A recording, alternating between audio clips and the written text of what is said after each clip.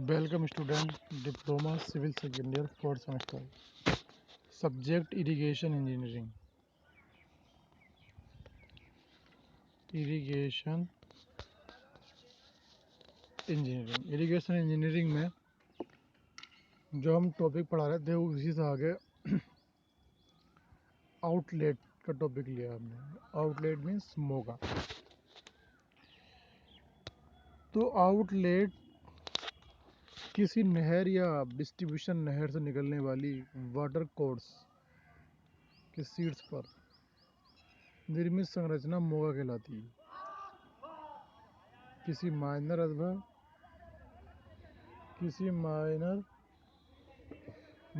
अथवा डिस्ट्रीब्यूशन नहर से निकलने वाले गूल के शीर्ष पर निर्मित संरचना आउटलेट कहलाती है। इसे मॉड्यूल भी कहते हैं। मॉड्यूल गूल के लिए ये संरचना हेड रेगुलेटर कार्य करती है और संपूर्ण कमांड क्षेत्रीय सिंचाई करने के लिए डिस्ट्रीब्यूशन या माइनर के दोनों ओर पर्याप्त संख्या में मोगे बनाए जाते हैं।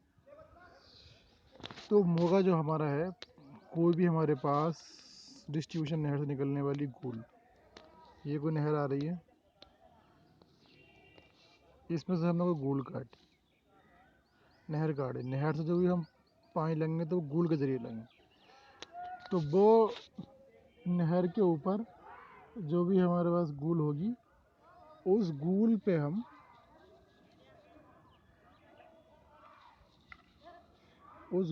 हम एक हेड बनाते हैं, जिस हेड को हम क्या कहते हैं, मॉड्यूल कहते हैं। गूल की संरचना हेड रेगुलेटर कार्य करती है और संपूर्ण कमांड क्षेत्र सिंचाई करने के लिए डिस्ट्रीब्यूशन या माइनर के दोनों ओर पर्याप्त संख्या में मोगे बनाए जाते हैं।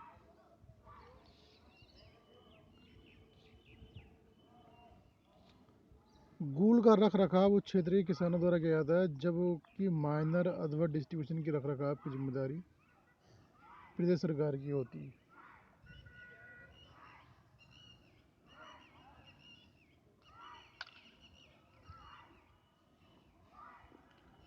अच्छे मोगे की विशेषताएं, qualities of the good outlet.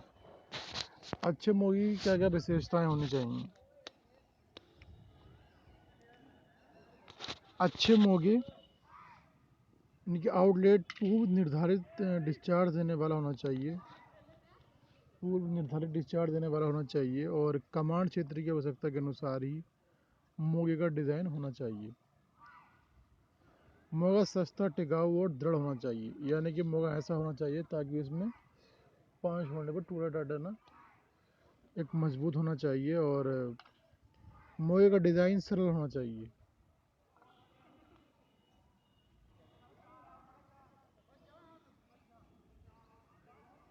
मोगे में फसल के लिए लाभकारी सिल्ट भी पानी के साथ आनी चाहिए,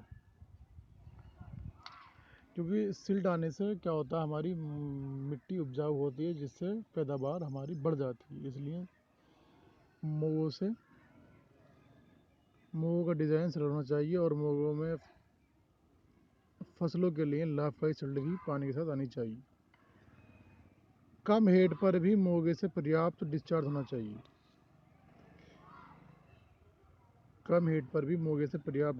चाहिए।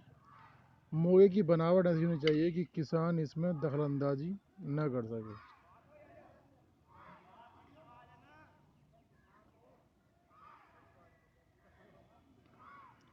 मोगों में गतिशील अवयव जिनकी समंजन करना पड़े।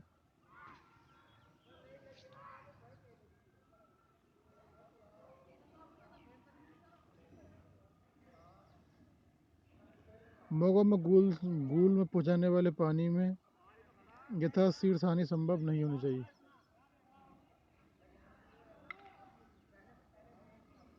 मोगों का निर्माण तथा मेंटेनेंस आसान और कम खर्चीला होना चाहिए। ये कुछ विशेषताएं थी इसकी। Classification of outlet.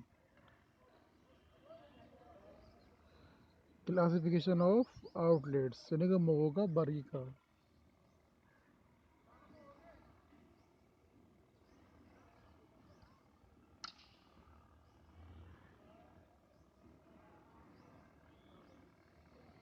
ये 3 प्रकार के होते हैं मोगों का क्लासिफिकेशन। ये निम्न 3 प्रकार के होते हैं: non modular outlet, semi modular outlet, modular और रिजिड आउटलेट्स। नॉन मॉड्यूलर ये निम्न 3 प्रकार के होते हैं: नॉन मॉड्यूलर यानी कि अनिश्चायक मोगे, सेमी मॉड्यूलर आउटलेट्स अर्ध निश्चायक मोगे, और निश्चायक मोगे मॉड्यूलर और रिजिड आउटलेट। तो नंबर फर्स्ट आता है हमारा अनिश्चायक मोगे, नॉन मॉड्यूलर आउटलेट।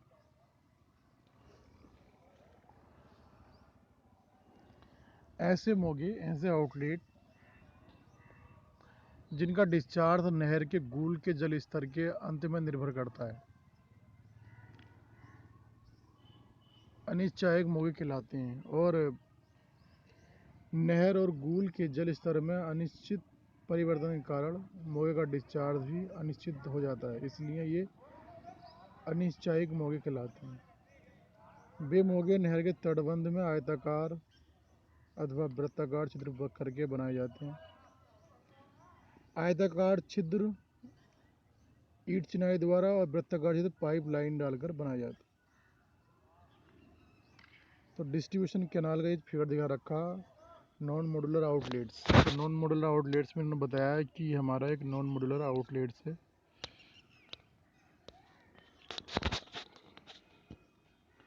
यह आउटलेट नहर के बैंक में आयताकार और वृत्ताकार छिद्र करके बनाए जाते हैं। आयताकार छिद्र ईंट चिनाई द्वारा, वृत्ताकार छिद्र पाइप लाइन डालकर बनाए जाते हैं।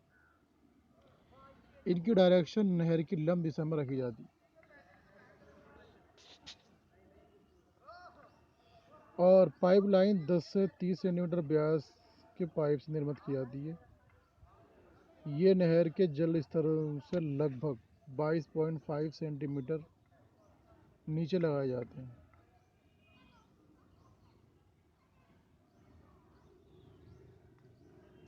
ताकि कोई इनका क्षतिग्रस्त न कर सके। गूल में अधिक सिल्ट के प्रवेश को रोकने के लिए पाइप लाइन का नहर की ओर का सिरा बाहरी सिरे से थोड़ा नीचे रखा जाता है और ये मोगे तलांतर कम होने पर भी कार्य करते हैं।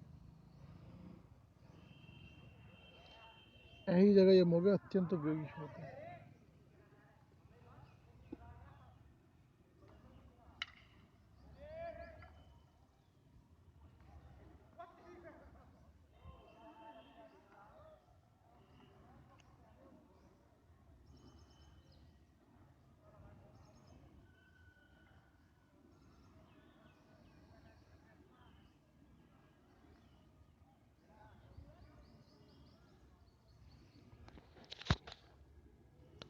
तो यहाँ आप फिगर देख रहे हैं कि ये डिस्ट्रीब्यूशन कैनाल है, कंक्रीट आउटलेट पाइप्स, टेल वाल, बैंक, वर्म, एंड वॉल और फुल सप्लाई ले।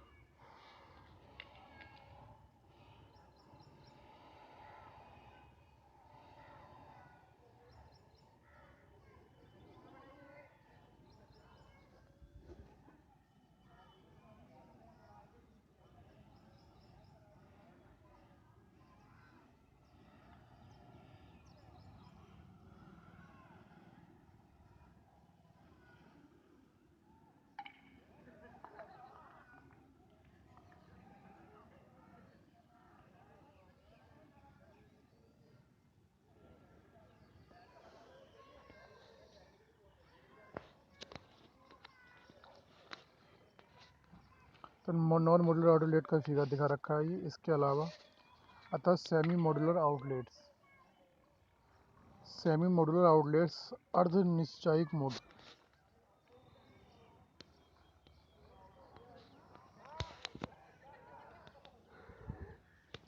ऐसे मोगे जिनका डिस्चार्ज डिस्ट्रीब्यूशन या रजबाहे के कल स्तर पर निर्भर करता है परंतु गूल के जल स्तर पर निर्भर नहीं करता है। ऐसे मोगे जिनका डिस्चार्ज डिस्ट्रीब्यूशन या रजबाहे के जल स्तर पर निर्भर करता है परंतु गूल के जल स्तर पर निर्भर नहीं करता है, अर्ध निश्चायक मोगे कहलाते हैं। ये मोगे निम्न प्रकार के होते हैं। Number 1, pipe outlet discharge freely, मुक्त विसर्जन पाइप मोगा, केनेडी का गेज मोगा, Kennedy gauge outlet, open flume outlet,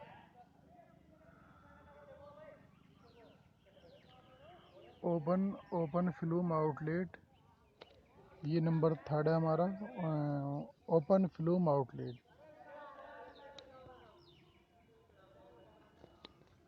open flume outlets खुला फ्लूम होगा। और नंबर 4 होता है orifice semi modular outlet, orifice semi modular outlet.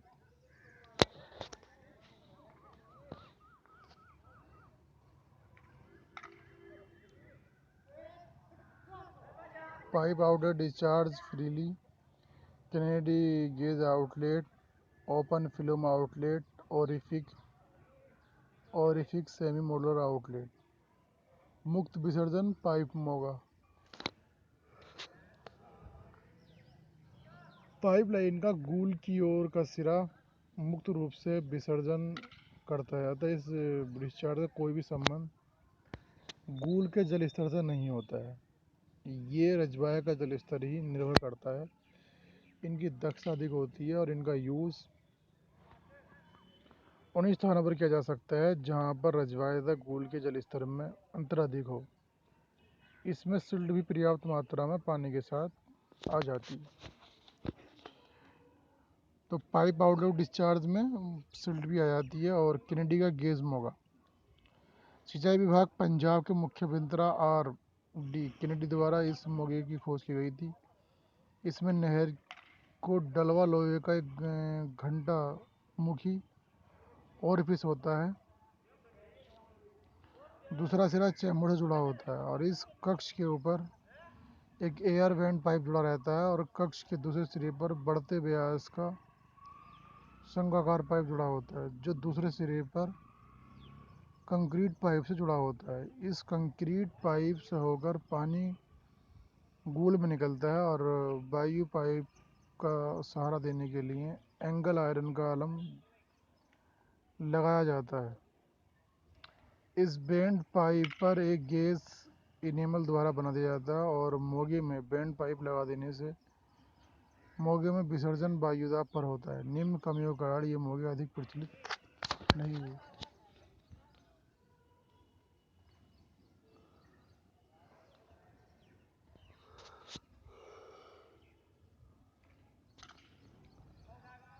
Band pipe के खुले सिरे को बंद करके इस मोगे का विसर्जन बढ़ जाता है और किसान अक्सर ऐसा करने लगे।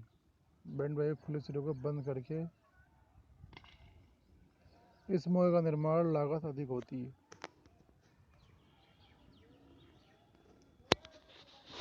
तो इसको एक फिगर दिखा रखा, या फिगर देखें।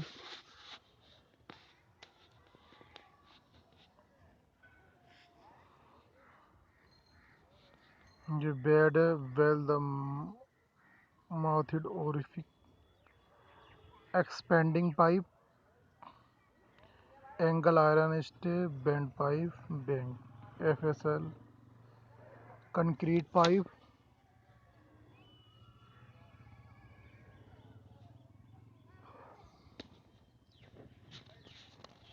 Bell mouthed orifices. और ये हमारा है एलिवेशन। एलिवेशन का मतलब होता है सम्मुख दृश्य। तीनों इसका एलिवेशन दिखा रखा है। जैसे हमारे पास ये पाइप है, ये पाइप दिखाई दे रहा है यहाँ पे। ये फुल सप्लाई लेवल है बट यहाँ से हमारे इस मोगे के ज़रिए पानी निकलेगा धीमा करके और फिर हम इसको पानी ऊपर की ओर बढ़ जाएगा। खुला फ्लूम मोगा, इनकी ओपन फ्लूम आउटलेट। ये मोगा बियर के सिद्धांत पर बनाया गया है। इस मोगी के कंठ में मोगी की चौड़ाई फ्लूम बनाकर कम कर दी जाती है और मोगी की चौड़ाई बढ़ाकर पुनः गुल चौड़ाई के बराबर यह तिमोगे के कंठ पर अतिक्रांतिक वेव सुपर क्रिटिकल वेलोसिटी उत्पन्न हो जाती है, जिसके कारण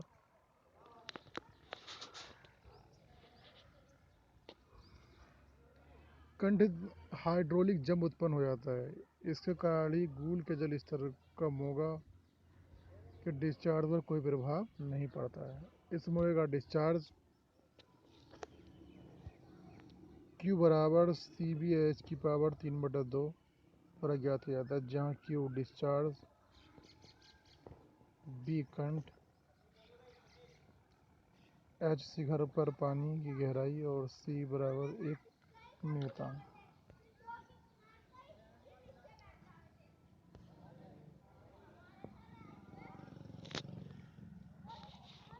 तो ओपन फ्लू मोगा दिखा रखा है उन्हें ये।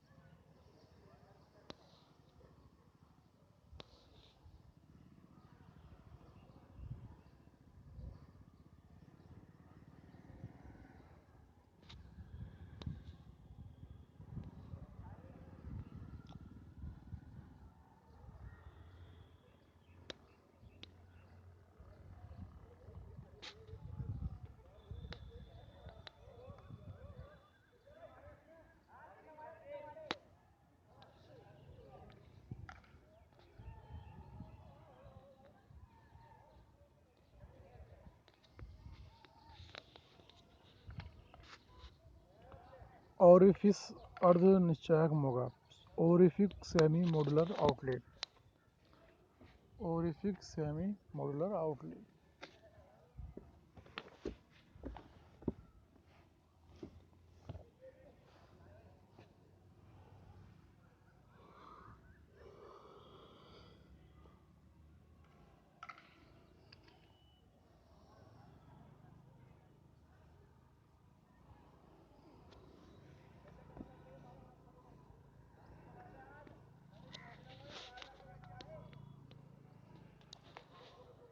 इस मोगे में के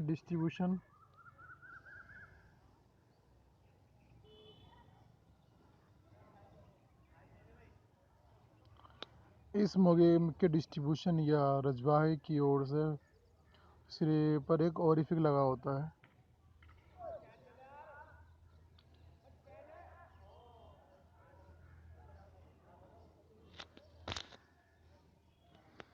ओरिफिक लगा होता है और इस ओरिफिक का गूल की ओर का सिरा चौड़ा बनाया जाता है और जिसे फ्लूम से जोड़ा जाता है। ओरिफिक के कंठ पर पानी अतिक्रांतिक वेग पर बहता है, जो फ्लूम के जलीय उछाल उत्पन्न करता है। इस जलीय उछाल के कारण गूल में जल स्तर की मांग के मोगे के डिस्चार्ज पर कोई प्रभाव नहीं पड़ता और इस सिद्धांत पर कई प्रकार के मोगे बनाए जाते हैं। आजकल क्रेम का समंजनीय समानुपात मोगा पंजाब में यूज किया जा रहा है और यह एक अच्छा मोगा है।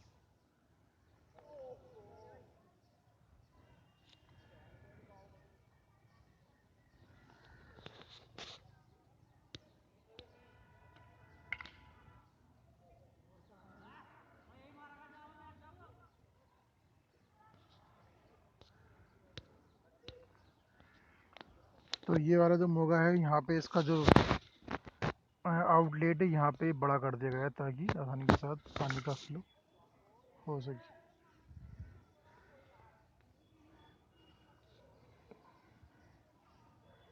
क्रेम का समंजनीय समानुपाती मोगा आउटलेट। क्रेम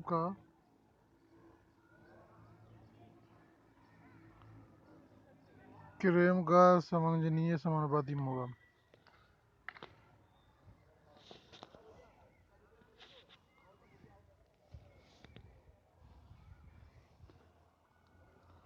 तो सेंट्रल लाइन ऑफ कैनाल, ये सेंट्रल लाइन ऑफ कैनाल की जा रही है।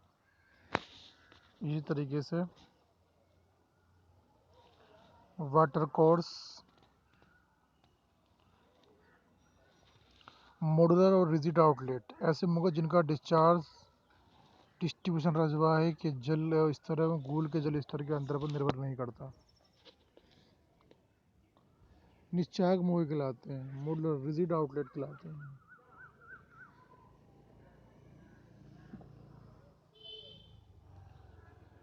इस प्रकार के कुछ मोगों में चल भाग होते हैं और कुछ मोगे जल भाग रहित होते हैं, और जिन मोगों में चल भाग नहीं होते हैं उन्हें रिजिड आउटलेट कहते हैं। चल भाग वाले निश्चायक मोगे का डिज़ाइन एक निर्माण सरल नहीं होता है। इनमें सिल्ट से पाइप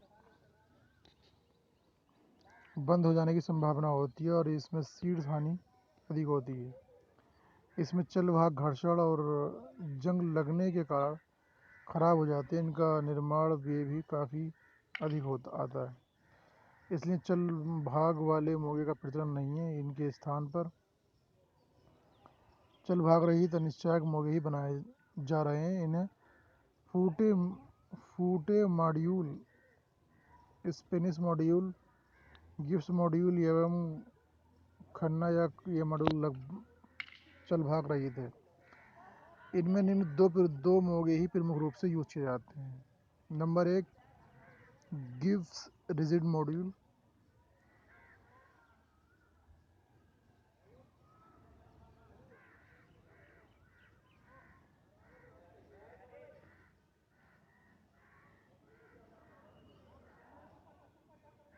गिब्स रिजिड मॉड्यूल मोगे के नहर वाले सिरे पर एक घंटा मुखी पाइप लगा होता है। ये प्रवेश पाइप से जुड़ा होता है।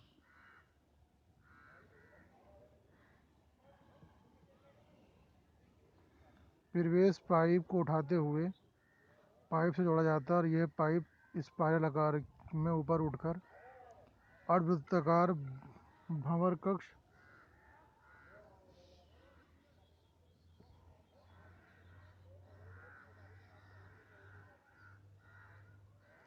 से जुड़ा होता है और इस कक्ष में कई बेफल दीवारें ऊपर फलक से समान दूरी पर लटकी रहती हैं। बेफल दीवारों की तली की कक्ष के फर्श से दूरी कक्ष के अंदर की ओर कम होती जाती है और अर्थात बाहरी सिरे की और यह गहराई अधिक होती है। भंवरदार गति के कारण कक्ष के भीतर की ओर पानी का वेग अधिक तथा बाहर की ओर वेग कम होता है। पानी का शीर्ष बढ़ने पर पानी की अतिरिक्त ऊर्जा इन विफल दीवारों से पानी के टकराने से नष्ट हो जाती है, जिससे पानी का डिस्चार्ज नहीं बढ़ पाता है। भंवर कक्ष में स्वतंत्र भंवर प्रवाह फ्री वोर्टेक्स फ्लो के कारण किसी भी बिंदु पर पानी का वेग त्रिज्या का गुणनफल सदैव स्थिर रहता है। इस कक्ष में से पानी निकलकर गूल में पहुंच जाता है।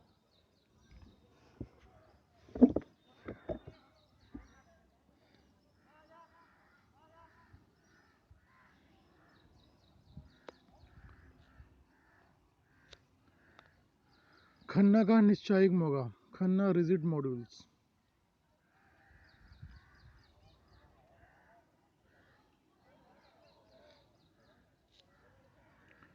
मूल रूप में यह एक ओरिफिस अर्धनिश्चायिक मोगा ही है। इस मोगे के नहर वाले सिरे पर विभिन्न ऊंचाइयों पर 3 प्रवेश द्वार बने होते हैं जो एक कक्ष में खुलते हैं। इन कक्ष के छत ब्लॉक में 3 ढालू सूट 1:2 के विपरीत ढाल पर बने होते हैं और ये तीनों सूट भिन्न भिन्न ऊंचाइयों पर खुलते हैं। पहला नहर के सामान्य जल स्तर पर, दूसरा सामान्य जल स्तर से 0.15 मीटर ऊंचाई पर, तीसरा 30 मीटर की ऊंचाई पर खुलता है। कक्ष की छत पक्की डाट की बनी होती है।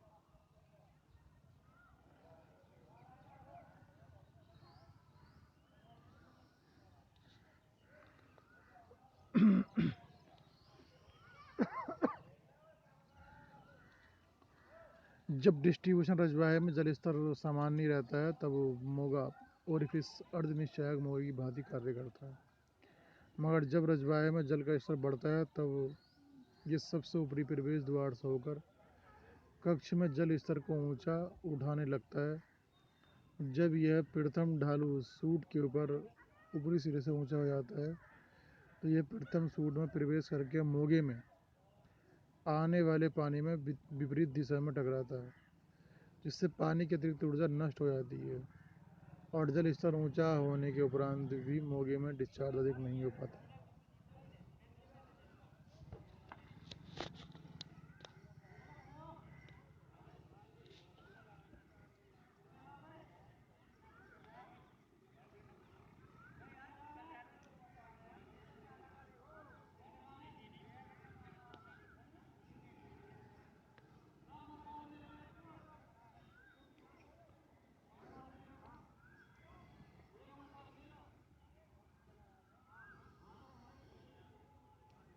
तो पेरेंट चैनल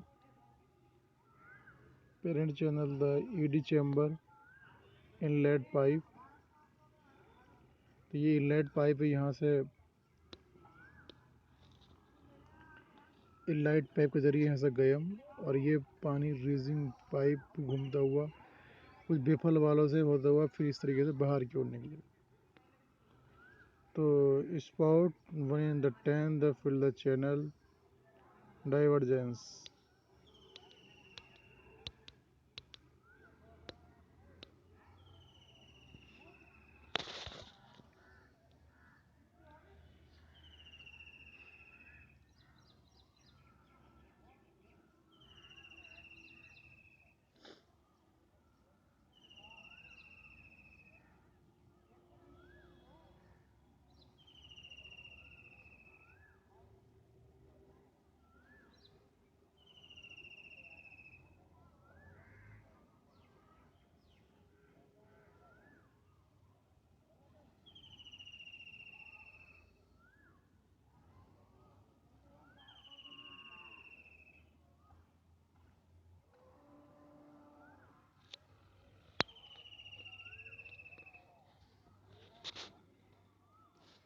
ये हमारा इनलेट पाइप है, यहाँ से बड़ी चैम्बर के जरिए बफल वाल के जरिए तब पानी फ्लो होगा। तो खन्ना का निश्चायक मोगा यहाँ से इस तरीके से तो जितने भी ये मोगे हमारे दिखाए रखे हैं आउटलेट, तो सबके अलग अलग फिगर दिखा रखी हैं।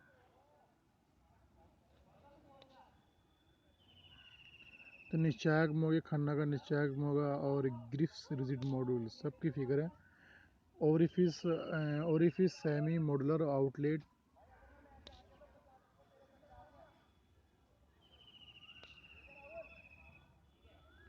कैनेडी का गेज मोगा,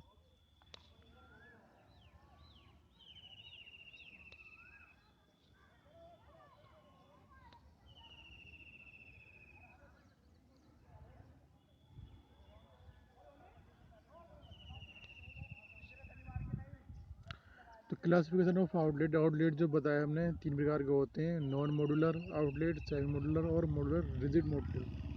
तो रिजिड वाले जो होते हैं तो उन पे पानी के कम बढ़ती होने का कोई भी प्रेशर नहीं पड़ता है, वो एक अपनी जगह रिजिड रहते हैं।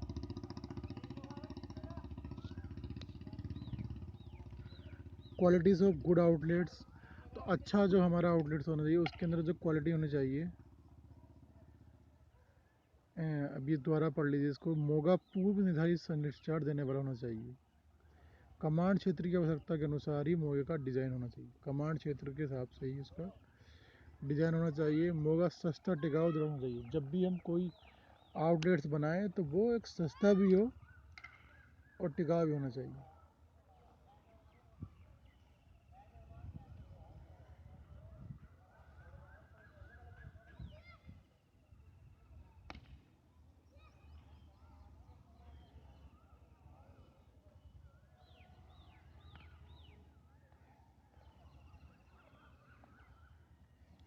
मोगे का डिज़ाइन सरल होना चाहिए और मोगे में फसलों के लिए लाभकारी सल्ट की पानी की आवश्यकता यानी कि मोगा ऐसा होना चाहिए जिसके अंदर सिल्ड भी आ सके आसानी के साथ।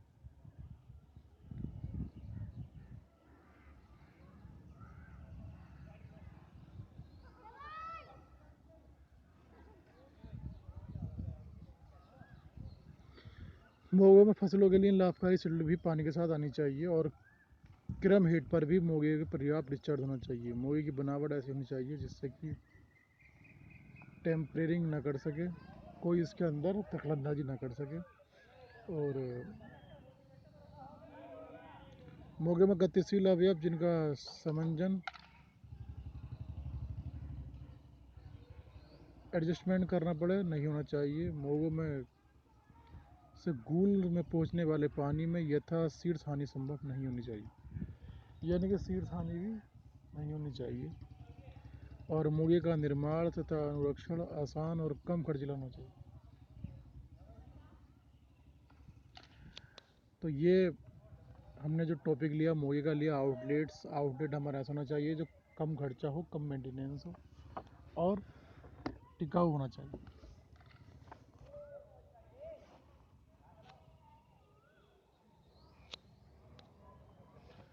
तो इस लेक्चर में इतना ही, और स्टूडेंट हम इसके ज़रूर जल्द से जल्द ऑब्जेक्टिव क्वेश्चन लेकर आएंगे। ये कुछ इरिगेशन में हम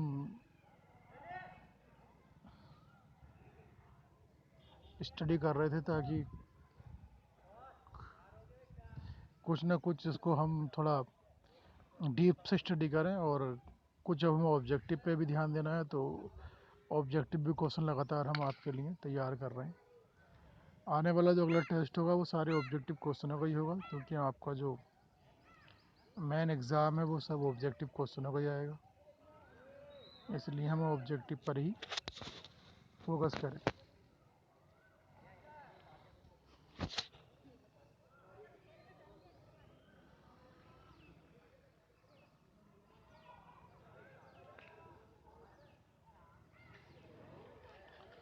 तो इस लेक्चर में इतना ही।